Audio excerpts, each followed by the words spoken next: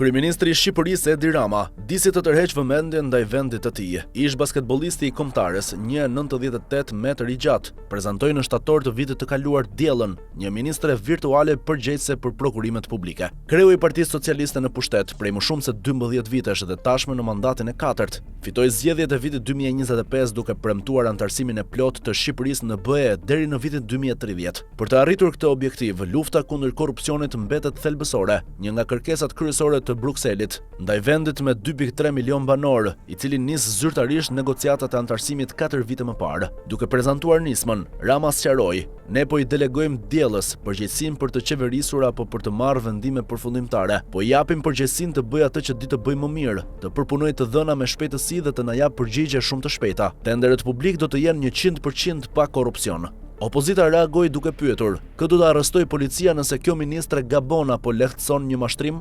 Programuesin, diella e emrit së cilës do të thotë diell në shqip, ju përgjigj kritikave përmes ekranit në parlament. "Ndryshe nga njerëzit, unë nuk kam të afërm për të favorizuar, as miq për t'u dhënë kontrata, dhe as emocione që të më turbullojnë gjykimin mbi të dhënat publike. Besnikëria ime është matematikore." Rama, 61 vjeç, argumentoi: "Teknologjia nuk ka miq, nuk pranon kafe dhe nuk ka frikë nga hakmarrja." Ai mbrojti idenë se algoritmi do të kapërcejë nepotizmin strukturor të vendit. "Ne jemi një vend kushërinjsh, nuk është e lehtë të kesh ndërveprime plotësisht të drejta dhe transparente në një vend kushërinjsh", deklaroi ai në një intervistë për The New York Times në janar.